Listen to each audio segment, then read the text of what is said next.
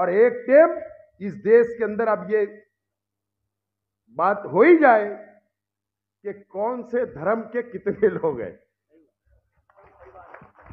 कम से कम हमको 2 नंबर का शहरी बंद तो कर देंगे बोलना। कम से कम इतना तो होगा जो 2 नंबर का शहरी हमको साबित करने की कोशिश आज की सरकारें करती है, कम से कम वो बंद हो जाएगा और कौन कितने करोड़ है इस देश के अंदर ये साबित हो जाएगा और हमारी भी आंख खुल जाएंगी, हमारी भी सियासी बेदारी आ जाएंगी। हम ये फैसले कर सकते हैं सियासी कि कौन सी हुकूमत को बैठाना है और कौन सी हुकूमत को गिराना है। राजनीति, आंदोलन, किसान, करप्शन, गरीबी, इन सभी मुद्दों पर आवाज उठाएगा अब तक न्यूज इंडिया। सत्ता के आगे जब भी सवाल कमजोर पड़ने लग जाए तो सवाल उठाने पड़ते हैं। बोल के लफ्ज आजाद है तेरे, बोल के सच जिंदा है अब तक। माइनॉरिटी डिफेंस कॉन्फ्रेंस मंच पे तशरीफ फरमा तमामी जिम्मेदारान, वक्त 20 मिनट बचा हुआ है 10 बजने में, इसके लिए मैं नाम नहीं लेता हूं, माजरत चाहता हूं तमामी लोगों से। तमामी जिम्मेदारान और मेरे सामने तशरीफ फरमा अहमदनगर, नासिक, धुलिया, नंदुरबार और जलगांव से आए हुए अलग अलग ताल्लुका, अलग अलग देहात, अलग अलग डिस्ट्रिक्ट से आए हुए तमाम ही हमारे मेहमान और तमाम ही मेरे मीडिया के साथी, दोस्तों और साथियों, सबसे पहले मैं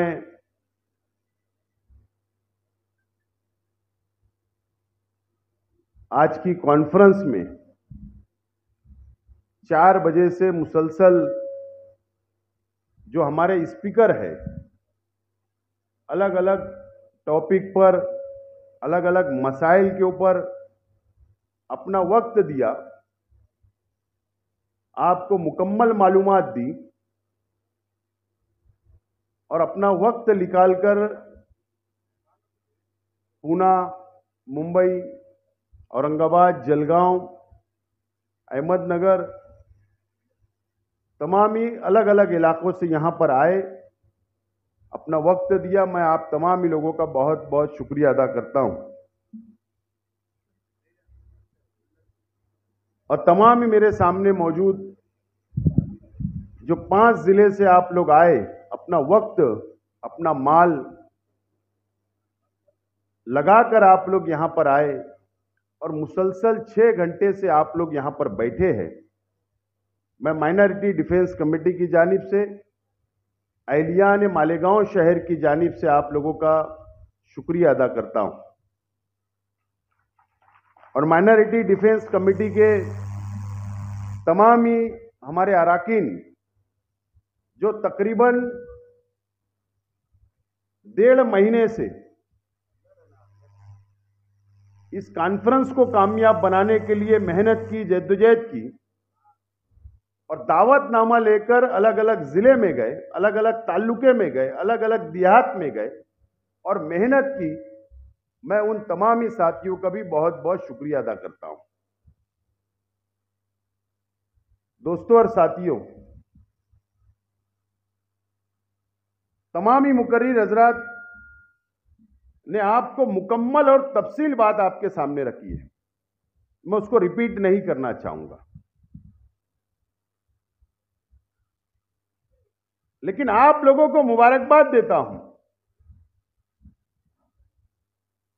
कि आप लोग, हमको नहीं लगता था, मुझको 5 बजे तक भी नहीं लग रहा था कि कॉन्फ्रेंस कामयाब होगी। आप लोग इतने बेदार हो गए, लेकिन अल्लाह का करम है, आप लोग जो बेदार हुए हैं, आपको वक्फ बोर्ड का जो बिल आया है, काला कानून आया है, आप उसको समझ चुके हैं। इसलिए आप बेदार हैं, आपको फिक्र है। और आज हम यहां पर सर जड़कर बैठे, आप लोगों को मालूमात दी गई, आप लोग यहां से मालूमात लेकर जाएंगे। मैं आपसे वादा करता हूं, आप लोगों को यकीन दिलाता हूं, माइनॉरिटी डिफेंस कमेटी की जानिब से कि कॉन्फ्रेंस खत्म हो जाएगी। हमारे कई साथियों ने कहा कि ऐसा ना हो कि ये आज कॉन्फ्रेंस खत्म हो जाएंगी, उसके बाद ये सिलसिला बंद हो जाएगा। मैं हम तमाम ही जिम्मेदारान को भी यकीन दिलाता हूं, आप लोगों को भी यकीन दिलाता हूं कि यहां से जाने के बाद चाहे वो 5 जिले के हो आप लोग, या महाराष्ट्र के जिन लोगों के मस्जिद के मसाइल हो, मदरसे का मसला हो, दरगाह का हो, खानका का हो, कब्रस्तान का हो, ईदगाह का हो, या वक्फ की हमारी प्रॉपर्टी का मसला हो, अगर आपको लगता है कि हमारी मदद लेना है तो आप आधी रात को हम लोगों को याद करो। हम आपके साना बसाना आपके मसाइल हल करने के लिए आपके गांव तक, आपके शहर तक इंशाअल्लाह जरूर आएंगे। ये यकीन हम लोग आप दिलाते हैं। मुझे पता है कि वक्फ बोर्ड के ऑफिस में जब आप लोग जाते हैं, सब थक चुके हैं। कई यहां पर बैठे कई साथी होंगे, सिर्फ वहां जाना है, तारीख लेना है, आना है, कोई काम वहां पर नहीं होता। लेकिन मैं आपको यकीन दिलाता हूं कि हम लोग सियासी लोग हैं, समाजी लोग हैं, और आप लोगों जो काम आप नहीं ले सकते हो वो काम हम बहुत अच्छी तरीके से ले सकते हैं। ये बात आप नोट कर लो। जरूरत पड़ने भी तो हमारा काम अगर अंदर के ऑफिस में नहीं हुआ तो हम गेट पे बैठ जाने वाले लोग, हम तो ऐसे लोग। तो आपको यकीन दिलाता हूं कि आप लोग जो भी काम लाएंगे हम आपके साथ आइंदा भी खड़े रहेंगे इंशाअल्लाह। आप लोगों का साथ रहा तो हम लोग ये लड़ाई को आगे तक इंशाअल्लाह लड़ते रहेंगे आप लोगों के लिए, इस बात का मैं यकीन दिलाता हूं। आज मुझको ये मंच मिला, मुझे कुछ चंद बातें बोलना है। आज मैं यहां कोई सियासी हैसियत से नहीं खड़ा हुआ हूं। यहां अलग अलग पार्टियों को, अलग अलग विचारधारा को मानने वाले लोग भी मौजूद हैं। लेकिन मैं एक एमएलए रह चुका हूं 5 साल। मेरा अपना तजुर्बा मैं आपके सामने रखना चाहता हूं। मैं 2014 से 2019 तक मैं एमएलए था। उस वक्त भी बीजेपी की सरकार थी और उस वक्त भी मुसलमानों के मसाइल असेंबली के अंदर उठाने का काम मैंने किया। यह महाराष्ट्र जानता है, मेरा शहर जानता है। और उस वक्त की मैं बात बोल रहा हूं कि वक्फ के ताल्लुक से मैंने असेंबली के अंदर सवाल रिकॉर्ड पर मौजूद है। उस वक्त एकनाथ खड़से साहब माइनॉरिटी के मिनिस्टर थे, बीजेपी की हुकूमत थी। कोई भी मुस्लिम एमएलए, कोई भी मुस्लिम मिनिस्टर उस सरकार में नहीं था। उस वक्त मैंने सवाल किया कि महाराष्ट्र के अंदर वक्फ की कितनी प्रॉपर्टी है, कितने एकड़ है। जवाब आया था और एकनाथ खड़से साहब ने असेंबली हाउस के अंदर खड़े रहकर कहा था कि महाराष्ट्र के अंदर तकरीबन अंदाज 1 लाख एकड़ मुसलमानों की है, वक्फ की प्रॉपर्टी है, और वो मुसलमानों की प्रॉपर्टी है। ये जवाब माइनॉरिटी मिनिस्टर का उस वक्त था। दूसरा सवाल मेरा था कि अतिक्रमण कितने पे हुआ है। तो दूसरा सवाल का जवाब यह था कि 70,000 एकड़ जमीन के ऊपर अतिक्रमण है इस महाराष्ट्र के अंदर। ये रिकॉर्ड की मैं बात बोल रहा हूं, जो महाराष्ट्र के असेंबली के रिकॉर्ड पर मौजूद है। उसके बाद हमने बहस हुई, हमने कहा ये अतिक्रमण कब निकलेगा। उन्होंने कहा कि हम एक वक्फ बोर्ड को फंड देंगे, अधिकारी देंगे, अतिक्रमण निकालेंगे। बातें तो बहुत होती है लेकिन उस पर अमल नहीं होता, उस पर अमल नहीं होता। माफ करना, मैं कुछ बातें बोलूंगा, हो सकता है किसी को बुरा लगे तो मैं माफी चाहता हूं, लेकिन सच्चाई है कि पिछले 5 साल जो हुकूमत थी, अलग अलग पार्टियों ने हुकूमतें की, मैंने महाराष्ट्र वक्फ बोर्ड ऑफिस के अंदर माहिती अधिकार लगाया,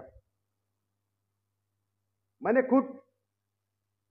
और बाबा सिद्दीकी साहब, अल्लाह उनको जन्नत नसीब करे, उन्होंने भी आदमी लगाकर लगाया। हमारी बातचीत हुई मुंबई में और हमने सवाल पूछा, माहिती अधिकार लगाया कि इन 5 सालों के अंदर महाराष्ट्र वक्फ बोर्ड ने कितने ठहराव मंजूर किए, कितनी तजवीज मंजूर किए, कितनी जमीनें छोड़ी है और कितनी जमीनें नहीं छोड़ी है। आज तक कोई जवाब नहीं आया, आज तक माहिती अधिकार का जवाब नहीं आता। लेकिन मुंबई के एक बड़े उद्योगपति को, मशहूर उद्योगपति को जमीन छोड़ दी जाती है, ऐसी तजवीज पास कर दी जाती है। सवाल यह है, कायदा तो अभी बना, मरकजी हुकूमत ने कानून तो अभी बनाई, लेकिन उस वक्त वक्फ बोर्ड था, कायदा नहीं बना था। मिनिस्टर मुसलमान, वक्फ बोर्ड चेयरमैन मुसलमान, वक्फ बोर्ड सीओ मुसलमान, वक्फ बोर्ड के तमाम ही मेंबरान मुसलमान, एमपी भी मुसलमान मेंबरान रहते हैं, एमएलए भी रहते हैं और अलग अलग कैटेगरी के भी, कोई हिंदू नहीं। फिर क्या वजह है कि उस वक्त भी एक उद्योगपति को करोड़ों की जमीन छोड़ दी गई मुसलमानों की, और ना जाने महाराष्ट्र के अंदर ऐसी कितनी जमीनें तजवीज पास करके छोड़ दी गई, कोई सवाल करने वाला नहीं है। और अगर कोई सवाल करता भी है, मालूमात मांगता भी है, तो उसको जवाब नहीं मिलता। मैं आज कुछ देर के लिए, मैं सियासी नहीं हूं, बहैसियत एक मुसलमान, आप भी सोचिए कि हर पार्टी उस वक्त की बॉडी में, महाराष्ट्र की ऐसी कोई भी पार्टी बची हुई नहीं थी जिनका वक्फ बोर्ड के अंदर मेंबर नहीं था। वक्फ बोर्ड के अंदर मेंबर नहीं था, ऐसा नहीं था। हर पार्टी के मेंबर, हर पार्टी के चेयरमैन, अपोजिशन का भी और रोलिंग का भी, एक हम्माम में सब नंगे थे।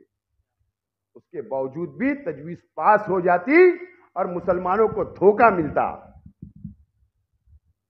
और ठीक है, स्टेज लगते तो अलग अलग बातें होती, दुआई दी जाती मुसलमानों की, एक अलग बात है, लेकिन मुसलमानों को धोखे में रखा जाता है।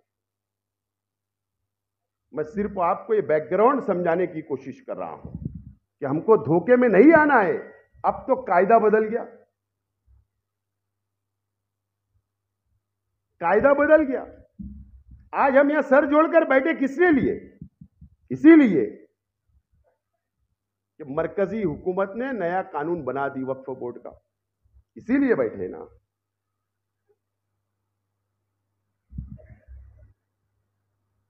अब हमको, अगर हम बेदार नहीं हुए, मैं एक साफ तौर पर बोलना चाहूंगा, हो सकता थोड़ी कड़वी हो, एक बाबरी मस्जिद को शहीद करने के लिए कई दिन की तहरीक थी, कई दिन की तहरीक थी। एक बाबरी मस्जिद के ऊपर कई बरसों तक सियासत की गई, हिंदू मुसलमान को लड़ाया गया, लेकिन फिरका परस्त तंजीमों ने, फिरका परस्त पार्टियों ने बाबरी मस्जिद को शहीद कर दिया। आज हमको गम है, आज भी गम है, आज भी दुख है ये कायदा जो आया है, ये कानून जो आया वक्फ बोर्ड का, कुछ बातें मैं खुलकर नहीं बोलना चाहता हूं। स्क्रीन के ऊपर जो आपको बताया गया, वो बात को आपको नोट करना है, नोट। मैं बार बार बोलता हूं कि हम सियासी भी है, वर्कर है, समाजी कार्यकर्ता है। हमको समझता है कि कॉरपोरेशन में क्या चलता है, कैसे मंजूरी ली जाती है। आज मैं जिम्मेदारी से बोलता हूं कि यहां बैठे हुए पूरे महाराष्ट्र के अंदर, पूरे मुल्कों के अंदर हम लोग पेपर के अंदर बहुत कमजोर है। मैं ढके छुपे अंदाज में बोल रहा हूं। पेपर हमको तैयार करना है, उसके लिए मेहनत करना है। अगर हम मस्जिद के ट्रस्ट बनकर बैठे हैं, अगर हम मदरसे के ट्रस्ट बनकर बैठे हैं, या मजहबी मुकामात के हम ट्रस्ट बनकर बैठे हैं, तो जिम्मेदारी हमारी बढ़ जाती है कि अपना वक्त निकालकर पेपर जमा करिए। कानून के दायरे में आना पड़ेगा, पेपर मजबूत करना पड़ेगा। और इसीलिए आज की कॉन्फ्रेंस ली जा रही है। अगर आप वक्त नहीं दे सकते, माफी के साथ बोलता हूं, तो किसी नौजवानों को आगे लाइए, उनको ट्रस्ट बनाइए और उनको बोलिए कि आप आगे आकर लड़िए, वक्त दीजिए। जब जाकर ये मसला हल होगा, जब जाकर ये मसला हल होगा। और नहीं तो हमको इस्तीफा दे देना चाहिए, हिसाब होगा, हमको भी हिसाब देना है। अल्लाह ना करे कि बिल्डोजर की सियासत, मौलाना उमरान साहब ने कहा कि यूपी में क्या हुआ, इस महाराष्ट्र के अंदर आ जाए। आज बेदार होने की जरूरत है। यहां से जाने के बाद मीटिंगें लीजिए आप मस्जिद में, मीटिंग लेने के बाद अपने पेपर निकालिए, कहां हम कमजोर है, कहां हमारी जरूरत लग रही, कहां ये हमारे मंच पे बैठे हुए सब माहिर है, इनसे फोन करिए, राब्ता करिए, मालूमात लीजिए। हम वक्त देने के लिए तैयार है, लेकिन अल्लाह के वास्ते हम लोगों को खुशफहमी में नहीं रहना है। हम लोगों को काम करना पड़ेगा, जब जाकर हमारी मस्जिदें बचेगी, हमारा मदरसा बचेगा, हमारी खानकाहें बचेगी, हमारी दरगाहें बचेगी, ईदगाह और कब्रिस्तान बचेगी, और हमारी प्रॉपर्टी बचेगी। जाने दो, बड़ी 100 एकड़ 200 एकड़ जमीन खुली होगी तो ठीक है, वो लड़ाई लड़ेंगे, लेकिन आज हमको ये लड़ाई जरूरी है। आज हमको रोका जाएगा, हर तरीके से रोका जाएगा, बड़ी लड़ाई लड़ना पड़ेगी। और all India Muslim personal law board जैसा बोर्ड हमारे साथ है, मुल्क में अलग अलग दीनी तंजीमें हमारी सरपरस्ती कर रही है। हम तो छोटे से गांव के वर्कर है, जो आज हमने सोचा कि आप लोगों को जोड़े और आप लोगों को सलाह मशवरा करे और कोई रास्ता हम निकाले। सरपरस्त तो बैठे हमारी सरपरस्ती करने के लिए। मैं आपसे गुजारिश करता हूं कि इसके ऊपर आप अमल करें। ये वक्फ बोर्ड की बात हुई। उसके बाद आपके शहर के अंदर फसादात हो, आपके शहर के अंदर लाउड स्पीकर अजान का मामला आता है। सुप्रीम कोर्ट की क्या गाइडलाइन है, कैसे एप्लीकेशन करना है, कैसे म्युनिसिपल काउंसिल, नगर पालिका, महानगर पालिका, नगर परिषद, ग्राम पंचायत, जिला परिषद, पंचायत समिति, लोकल बॉडीज के कैसे परमिशन हासिल करना, टाउन प्लानिंग के कैसे परमिशन हासिल करना।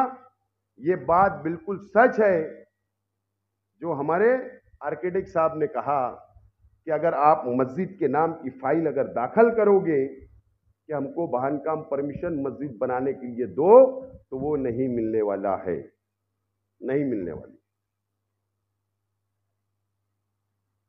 2004 के बाद, 4 से लेकर 14 तक एक जीआर निकला होम डिपार्टमेंट ने, मस्जिद, मदरसा, ईदगाह या अलग अलग धार्मिक स्थल, अलग अलग समाज के लोगों का अगर परमिशन उस नाम से मस्जिद मंदिर के नाम से चाहिए तो हुकूमत महाराष्ट्र गृह डिपार्टमेंट की मंजूरी जरूरी है। और उसकी प्रोसीजर इतनी हार्ड है कि गली से लेकर मुंबई तक फाइल दौड़ाना है, कलेक्टर वाया विभागीय आयुक्त, तो बहुत बड़ा प्रोसीजर है। और वो मंजूरी देंगे तो ही नगर पालिका रिटर्न प्रपोजल आएगा और रिटर्न उसके बाद ही मंजूरी मिलेगी। तो अब बताइए, हम आप खुद सोचिए कि नहीं मिल पाएगा तो इसके लिए क्या हिकमत अमली हो सकती, वो भी हम लोगों को सोचना है, समझना है। और आपके शहर के जो भी मसाइल है उसके लिए भी माइनॉरिटी डिफेंस कमेटी को जब भी आप आवाज देंगे, हम सियासत से ऊपर उठकर आप लोगों के काम करने के लिए तैयार हैं। दोस्तों और साथियों,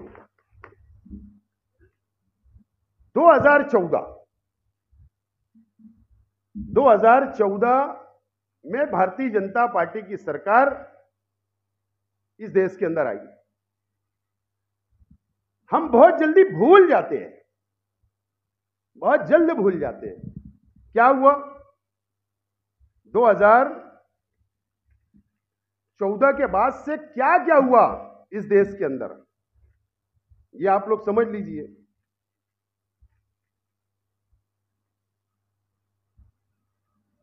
ट्रिपल तलाक का बिल आया, ट्रिपल तलाक का बिल आया, कानून लागू हो गया। उस वक्त भी all India Muslim personal law board ने तहरीक चलाई, सुप्रीम कोर्ट गए, कानूनी लड़ाई लड़ी गई,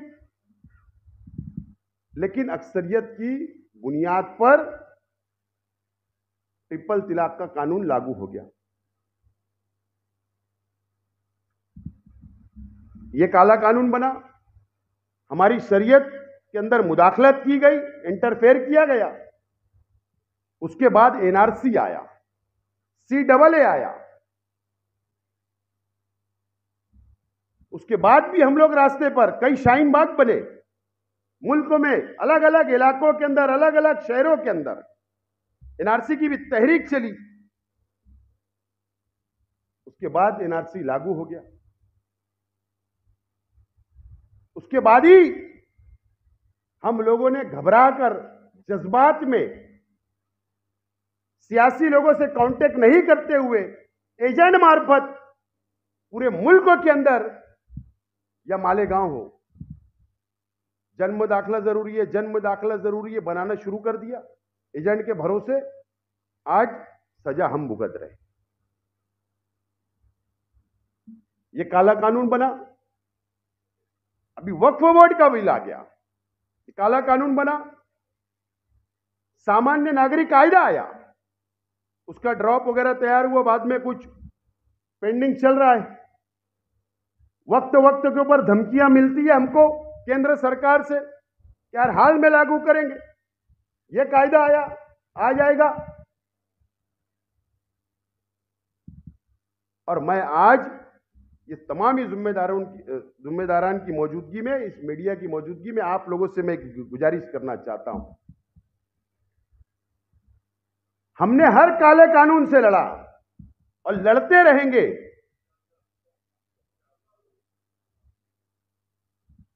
मैं गुजारिश करता हूं कि अगर भारत सरकार अगर जनगणना करा रही है, भारत सरकार ये साल से जनगणना शुरू कर रही है और जातीय न्याय जनगणना कर रही है। मेरी बात नोट करके जाओ, 5 जिले के लोग हैं इसलिए मौका मिला बोल रहा हूं। जातीय न्याय जनगणना करेगी, यानी जो जनगणना अब इस देश के अंदर होगी उसके अंदर एक कॉलम यह भी होगा अपना जात का, अपना मजहब का, यह भी होगा। अब हो सकता है वो जातीय न्याय जनगणना जब होगी तो कौन लोग करते हैं, कौन अपने घर तक आते हैं, या ग्राम पंचायत के लोग आएंगे, या जिला परिषद के लोग आएंगे, या स्कूल के टीचर आएंगे, या गवर्नमेंट के ऑफिसर आएंगे, या कोई एजेंसी के लोग आएंगे। आमतौर पर हमको समझता नहीं, आमतौर पर समझता नहीं कि फॉर्म कैसे भरना। वो आएगा, बैठेगा, कितने आदमी हैं, कितनी औरतें हैं, कितने बच्चे हैं, तुम्हारा धर्म क्या है, तुम्हारा मजहब क्या है, तुम्हारी जात क्या है, सब पूछेगा। आमतौर पर कम पढ़े लिखे लोग 4 का नाम बताएंगे, 2 का नहीं, 1 का नाम बताएंगे, 4 का नहीं, मालूमात कम देंगे। डाटा जब चला जाएगा और हो सकता है उसके बाद ये नया फितना लाए और उसके बाद फिर एनआरसी लागू करे। इसके लिए आज से बेदार होने की जरूरत है। जब वो जातीय न्याय जनगणना आएगी तो एक बेदारी मुहिम चलाना है, नौजवानों की फौज खड़ा करना है गांव गांव में, देहात के अंदर, शहर शहर के अंदर, और हमारे मुसलमानों की मदद करना पड़ेगी, मदद। और उसके बाद अगर हमने 100% इसके अंदर कामयाबी हासिल कर लिए, मैं मौलाना उमरान साहब से भी गुजारिश करूंगा कि all India personal law board और अलग अलग दीनी तंजीमें की भी जिम्मेदारान है, वो अपने अपने प्लेटफार्म से पूरे मुल्क के अंदर ये तहरीक अभी से चलाए और एक टाइम इस देश के अंदर अब ये बात हो ही जाए कि कौन से धर्म के कितने लोग हैं। कम से कम हमको 2 नंबर का शहरी बंद तो कर देंगे बोलना। कम से कम इतना तो होगा जो 2 नंबर का शहरी हमको साबित करने की कोशिश आज की सरकारें करती है, कम से कम वो बंद हो जाएगा और कौन कितने करोड़ है इस देश के अंदर ये साबित हो जाएगा और हमारी भी आंख खुल जाएंगी, हमारी भी सियासी बेदारी आ जाएंगी। हम ये फैसले कर सकते हैं सियासी कि कौन सी हुकूमत को बैठाना है और कौन सी हुकूमत को गिराना है, ये फैसला हम कर सकते हैं। लेकिन उसके लिए अगर शेख आसिफ यहां भाषण करके अगर आपको मशवरा दे रहा है तो ऐसा चलेगा नहीं। शेख आसिफ को भी इसकी शुरुआत अपने घर से करना पड़ेगी और खुद निकलना पड़ेगा जब ये काम होगा। इसकी तैयारी आप आइंदा रखो, ये तैयारी आप लोगों को रखना पड़ेगा, जब जाकर हम हमारी कौम को हम बेदार कर सकते हैं और लड़ सकते हैं। और हम तो मालेगांव शहर के अंदर रहते हैं, रोज एक नई मुसीबत हमारे शहर पर आती है, मुसलमानों पे आती है। हमको तो आदत हो गई है, हमको आदत हो गई है। लेकिन 5 जिला, छोटे छोटे देहात, छोटे छोटे गांव, डरना नहीं है किसी से, मायूस होने की जरूरत नहीं। ये बीजेपी और आरएसएस हमारा कुछ कर नहीं पाएगी, कुछ नहीं कर पाएगी, मैं बोल रहा हूं। फिरका परस्त हुकूमतें भी नहीं कर पाएगी। सिर्फ हमको कानून का सहारा लेकर चलना है।